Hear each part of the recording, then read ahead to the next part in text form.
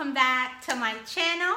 As always, my name is Joy, and today, as you can tell, I have another girl chat video for you with my friend Jeanette. Welcome. Thanks for having me.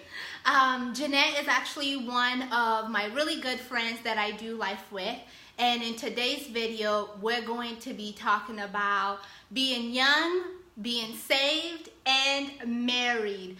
But of course, you know I'm not married, so she has to have all the answers. If you haven't had a chance to subscribe, definitely make sure you subscribe and hit that notification button. That way you can't get notified when I do post new videos. As always, welcome! So, Jeanette, we'll go ahead and get started. Okay.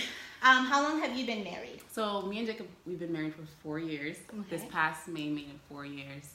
Congratulations. Thank you. How did you guys meet? So me and Jacob actually met in middle school. So he was at his uncle's church and I was at my dad's church. And at my dad's church, we had a dance praise team, and it was called the Gospel Sisters. And I remember when I first met Jacob, we were having something called a quasad. So pretty much what a quasad is where all the Haitian churches come under one roof and they perform, and then there's like this main pastor that comes in and just kind of preaches. And the Gospel Sisters, the dance team that I was in, we performed that day, and then Jacob also performed. And when I saw him, I was like, man, he looks really good.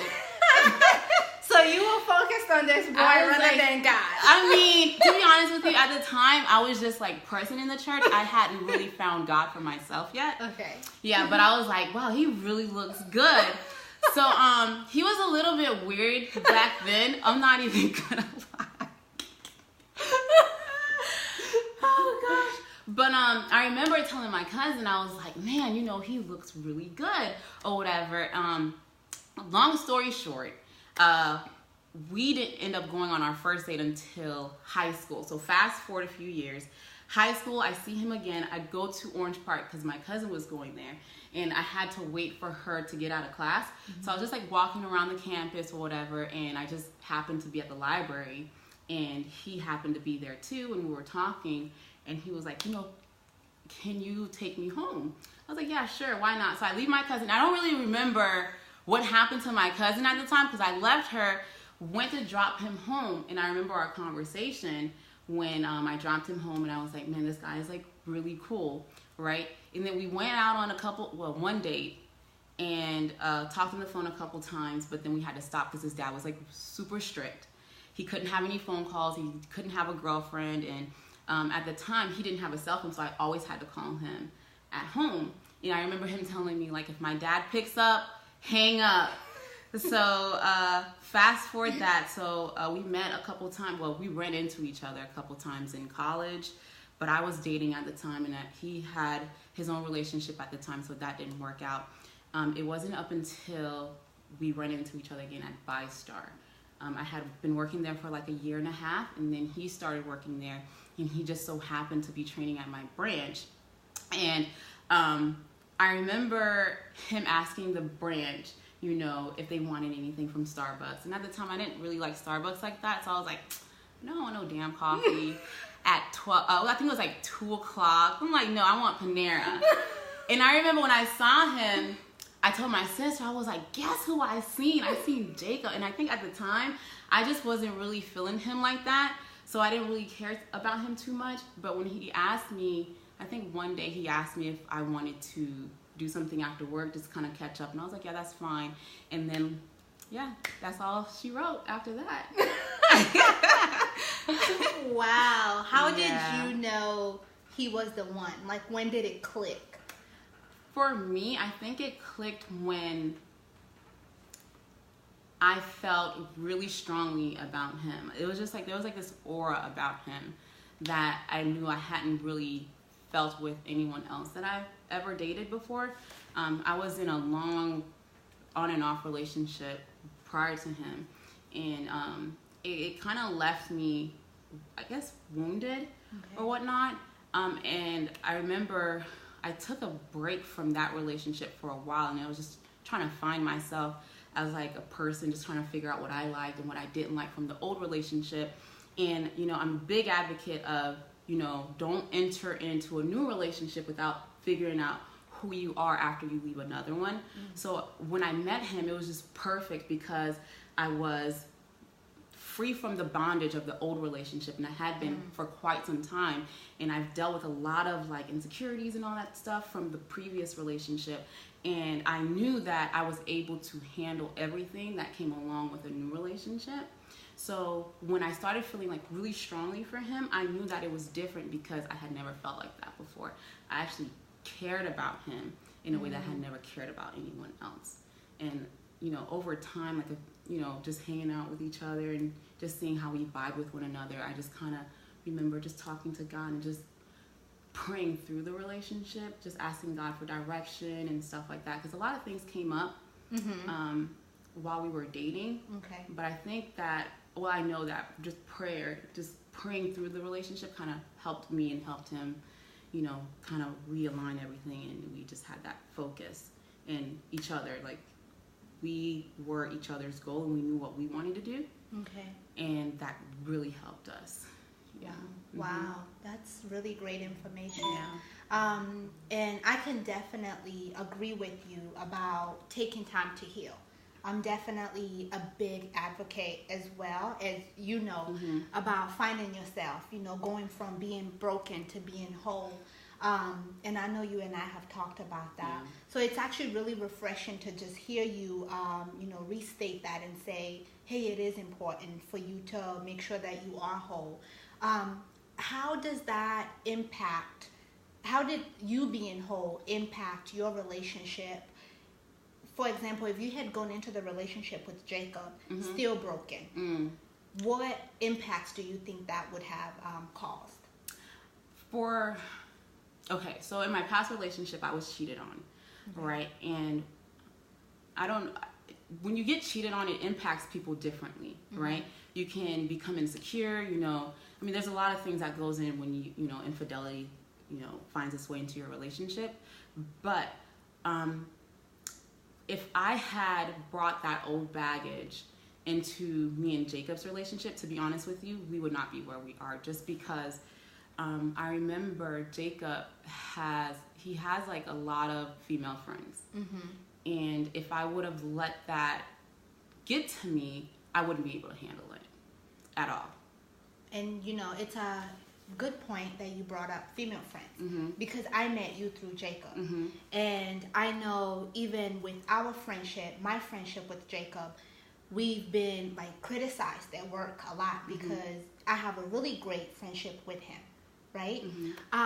You being married, how do you handle that? How do you not let that impact your life? Like, how do you determine it is okay for him to have this girl, this lady as his friend? Trust is the biggest thing. Definitely trust, because if you can't trust the person that you're with, every single thing that they do is going to get to you, right? And it's not just the type of friendships that they have, because I don't think that the opposite sex really matters as much, because some guys have male friends that, you know, have a negative impact on them, and that will, you know, cause them to do things that they're not supposed to. But yeah, definitely trust is the big thing. And I felt like in the beginning we had that boundary where, like, whenever he has like a friend or anything like that, he always introduced me to his friends. He always made me feel comfortable. They made me feel comfortable too. And I felt like throughout our whole relationship, no matter who he was friends with, he made sure that I was okay. And if I wasn't okay, then he was not going to pursue that friendship. And I think that's like a really big thing, because it's not something that, you know, you just so happen to be walking down the street and you get a phone call. Because I remember one time that happened where he had a friend that I knew about. Me and her was cool, but they were at the town center together, and my sister saw them. And my sister called me and she was like, girl, guess who I seen? I was like, who? And she was like, Jacob, and he was with this chick, and she was just like describing her to me or whatever. And I was like, oh, okay, that's Jasmine. The funny thing is, he already told me right, that he was going to be at the town center with her. Right. So I feel like it's stuff like that, always putting me first and putting me up on game so no one calls me with information that I don't already know. And I think I know he was really good about that, because he always said that I don't want anyone to call you with information that you don't already know, because I don't want to plant that seed of doubt. Because in our relationship, I feel like we are really good about trusting one another. No matter where he goes, no matter what time he comes home, I have no doubt in my mind that he's doing something that he's not supposed to. He's never really given me a reason to not trust him. So it'd be crazy for me not to trust someone who's never given you a reason not to, right? Wow. So it sounds like communication is key. No. Communication is not key. Okay. Because you can have bad communication, but you could trust someone. Okay. Because they can be really good in the trusting aspect of the relationship, but the communication can still be a little bit weak, or you could still need to work on your communication skills. Does that make sense? Let me just make sure that I understand it and make sure that the viewers understand it. So for you, trust is the biggest thing. If I don't trust you and we have great communication, it does not matter. No, it doesn't matter. Okay. Because trust is harder to build. You can always work on communication. That's true. Okay. So, hey, she said it. Trust is number one. It is number one. Because you'll drive yourself crazy if you don't trust them. That's true. I definitely agree. I actually wrote some questions down, but we've been going through. So, one thing I do love is both of your love for Christ. And I think that's really what drew me to both of you. I know that's definitely the main thing that brought him and I together, was our love for God. How important is God in your marriage and in your life? God is really, really important, because he's like the core of everything that we do. Just to be honest, though, where I am with Christ now is not where I was when we first got together. Okay. I grew up in the church. Yes, I did. But just because you grew up in the church doesn't mean you know God for yourself. You hear what people say about God, but you might not be able to know everything that embodies a relationship with Christ until you find that out for yourself. When I think the most important thing as far as our relationship with Christ, I feel like we both had that in common, right? Where we knew he existed, we knew he was really important, we knew that he loved us, right? Now, as far as developing our relationship with Christ, that was something that we had to work on. And over the course of our marriage, I think that is something that we both worked on together, because where he falls weak, I pick him up, and then where I fall weak, he picks me up. It's still work in progress. It's not something that we've mastered yet, but it's definitely something that is getting a lot better, especially from where we started. Okay. And I can definitely attest to that, just because I know the both of you, and I can see, and that's one thing that I love about you guys. You both do pick each other up when one person falls short. So I definitely love that and admire that about the both of you. Now, what are some challenges that you have faced in the marriage, and how did you overcome them? Communication. Okay. Is really... So they have that trust, but they were suffering with that communication. That is true. Just because I've never lived with anybody outside of my family. Okay. Same for him. So imagine you doing everything that you've been doing, but with your family, and then having to come together with someone and having to live with them. Okay. And then on top of that,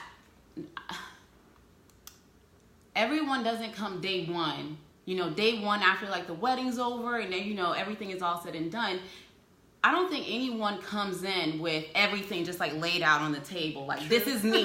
You know what I mean? You find things over time. Right. And everyone has their own past and stuff that they don't want to talk about, but then you get exposed. Okay. Right? When you get married with someone and then you start living with them, you eventually get exposed because you can't really hide it forever. You know what I mean? So it's always been communication for us, and it's still something that we're still working on. Okay. And we even made a pact that we're going to go to the Covenant Keepers at our church, where it was for married and engaged couples, and that's really helped us a lot with communication. But I feel like the communication, though, depending on how you feel, where it comes, like in an emotional part of the communication, where when your feelings start getting involved in the things that you're talking about, depending on the type of person that you're with. I know for Jacob, sometimes talking about emotional things, he tends to tense up or whatever about, and that's something that we've really had to overcome, is just being open and honest with each other, and just knowing that, hey, it's okay to tell me this. I'm not going to, hold it against you. I'm not going to use it as ammunition for the next time we have a disagreement. You can trust me. I'm not going anywhere if you tell me certain things about you. Like, I'm here for you. I'm not here to work against you. Okay. And I think what I heard from that as well, it is okay to entrust counsel to help you with that. Definitely. Talk to us a little bit more about that. How has you guys entrusting Covenant Keepers, your pastor, helped to strengthen that communication? Well, it makes you think about things that you would not normally think about when it comes to communication. Prime example, like a few months ago, they were talking about the different levels of communication, and they asked everyone in the audience who thinks that their communication is really good. And Jacob raised his hand. I was like, no, you... I was like, what is he over here raising his hand? But did you expect anything less? And then he looked over at me, and he's looking at me like, why aren't you raising your hand? And I'm like, because our communication's not that great. Okay. It could be better, but it's not like we've arrived at this, perfect communication level. We're just not there. In his mind, he thought, if we're talking, we have good communication, right? But it's one thing to talk, and then it's one thing to actually conversate with someone. And I had to tell him, like, we talk. It's not like we don't talk, but it's like the stuff that we talk about, it's not the stuff that we used to talk about before we were married. Like, before then, like, we used to have, like, stimulating conversations. Now it's just kind of like factual conversations. Kind of like, how's your day? And then he just give me the rundown. I'm like, okay, that's nice. And then everyone just goes back on their phone and just, do you or whatever. But, when they were breaking down the different levels of communication, he realized, like, dang, we have been having a lot of fact-based conversation and nothing really stimulating to kind of see my point of view on something or his point of view on something. And they were just kind of saying, like, if you only have fact-based conversation, that's not going to help your marriage grow. So Covenant Keeper really helps you uncover certain things that you probably didn't think was a problem. But later on down the line, right, 10 years in, you feel like, there's this void. Or like you can't stand this person, you don't really know why, and it's because of every little thing that you've been trying to like sweep under the rug. Yeah. Okay. Wow, that's really good. Now, one thing I'm sure the viewers are wondering is, right? How do you guys keep your marriage interesting? How do you make sure you don't fall out of love? That's another battle, right? It's another battle. So in marriage, sometimes you can get complacent, right? Where like if you used to like go out all the time and do like adventurous things, you stop doing that. And when we got married, Jacob became El Cheapo. Like he didn't want to do nothing that cost money. And like he always knew, like, I like being out, like I don't like being at home, like I'm just not like a homebody. That's never been me, right? When we were dating, like I was taking him out to all these places. He was going out like all the time because I like going out. Yeah. So like as a sacrifice,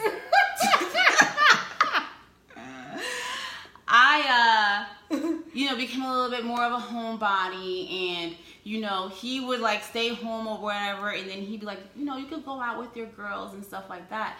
And it's really something that we've had to work on, because I told him, like, going out with my girls, that's fine. Yeah, right? that's true.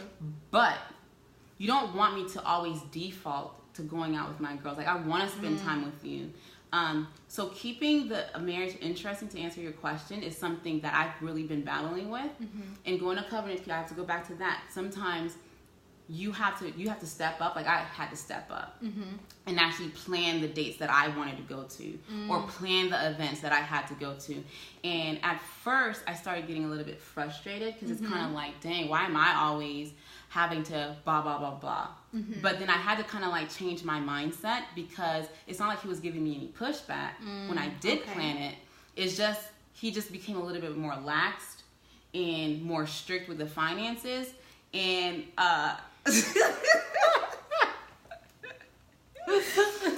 but if I say, you know, I want to do this, if I plan it, he's fine with it.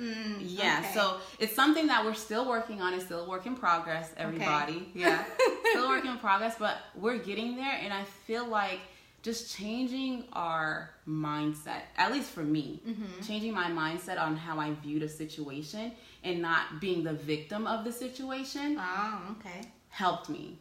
That's good. Yeah, so like if I felt like, you know, I'm getting a little bit bored here, let me do something to kind of like excite it. And hopefully my goal now is, if I do this, maybe it'll spark an interest for him to return the favor. Okay. Sometimes it works, sometimes it doesn't. Sometimes you gotta take that. You have to pick and choose your battles.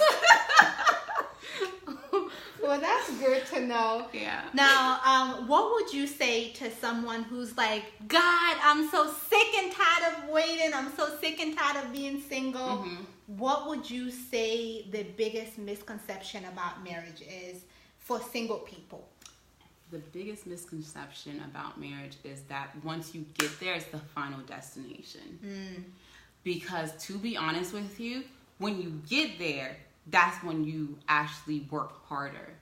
Okay. Because if you get complacent, then someone else might come in and scoop in and kind of steal your thunder, right? For example, right? If there is something that I'm lacking, if I don't tell him, like for instance, if I'm the type of person who loves compliments, right? Okay. And he used to give me compliments all the time, and now we're married, everyone, I don't care who you are, they tend to get a little bit complacent. That's true. In marriage. So now the compliments aren't happening as frequent, right? Because I see you every day. Because you see me every day, right?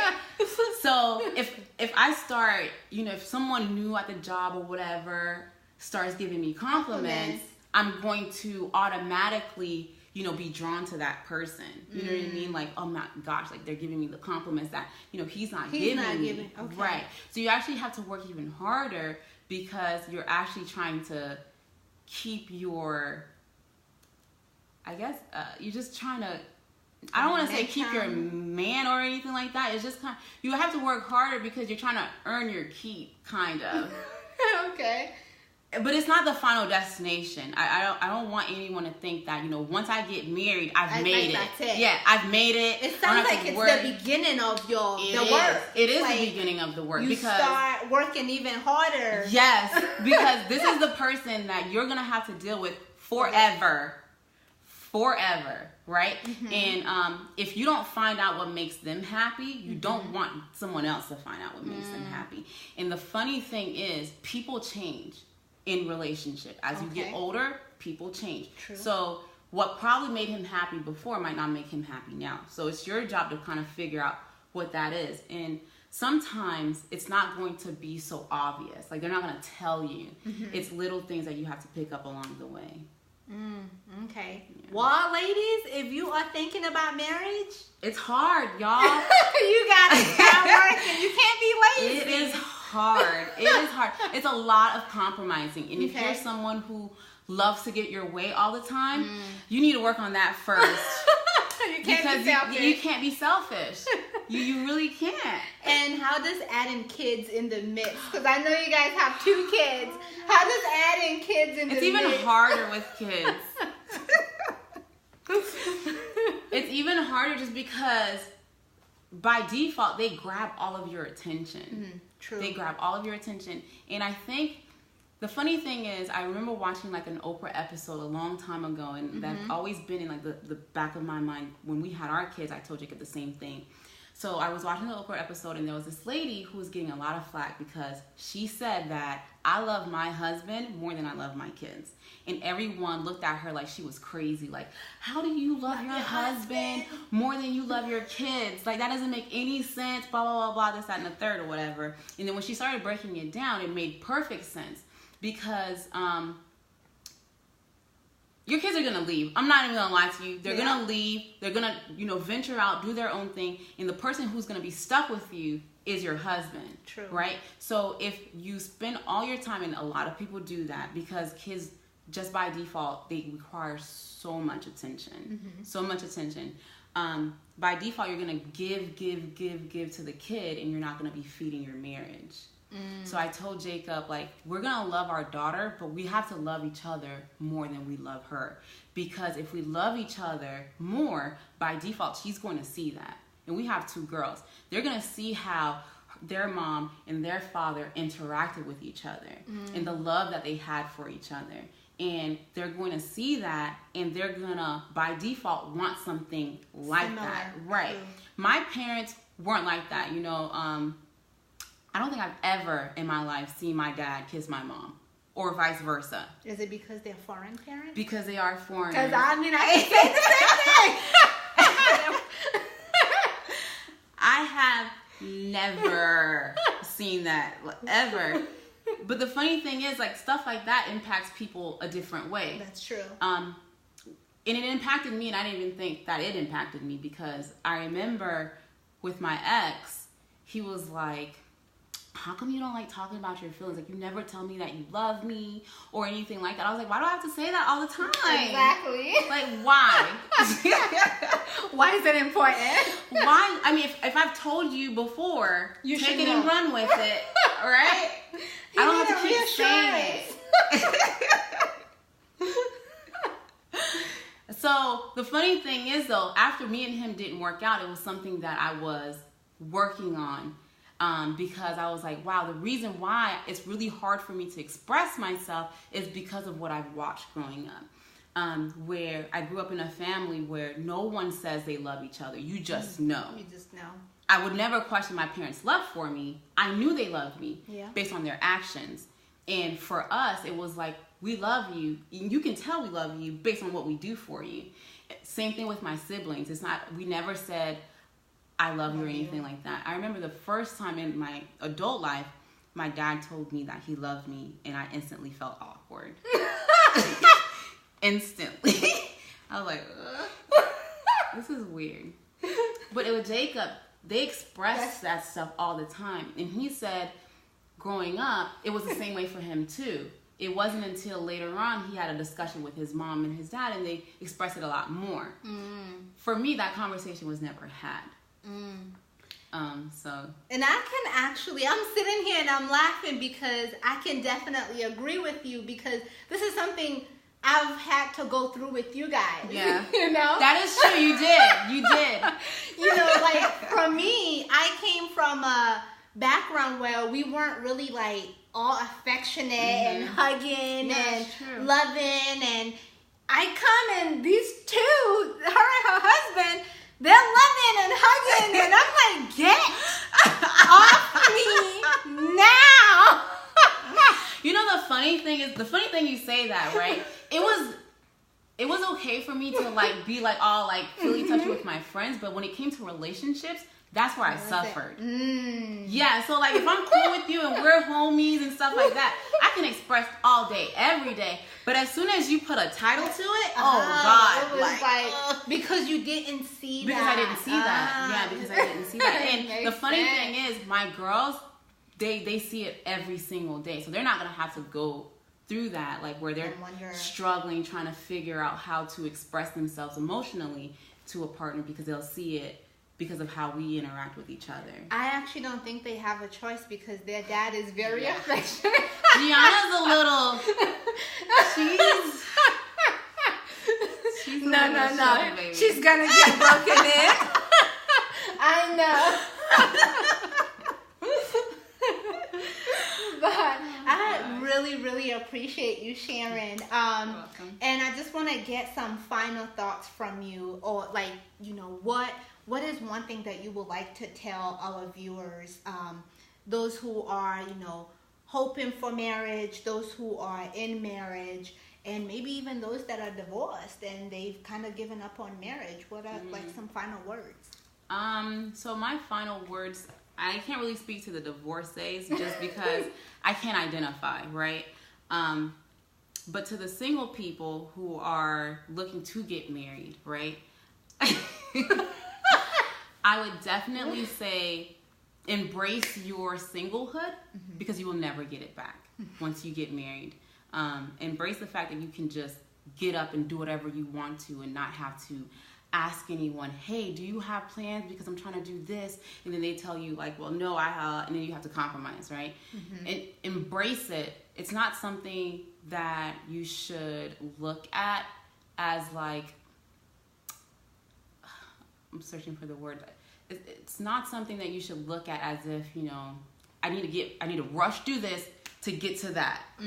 Okay. Embrace every single moment of it, because like I said, you will never get it back. Because if you think that marriage is something where you take your singlehood and then you just continue doing what you've been doing and then just add another person, that's not what it is. Work. No, it's not going to work, because you have a whole different person with a whole different background. And now you have to figure out what works for both of you. Right. So definitely embrace it. And for everyone who is married, don't get complacent. And find, you know, some type of group that has like other married people there, because you'll find strength in other people who's in the same situation as you. And it might have you start thinking about things that you probably never thought of before, or that you probably never thought was a problem. Okay. Yeah. Well, thank you so much for sharing. So good. Well, as always, thank you so much for tuning in. If you have not subscribed, definitely make sure you hit that subscribe button and click that notification button. That way you can be notified when I do post new videos. If you do have any questions, any concerns, definitely leave them below. Jeanette and I, well, mainly Jeanette, you know, not me, but Jeanette and I will be more than glad to answer the questions for you. As always, God loves you. I love you. Bye-bye.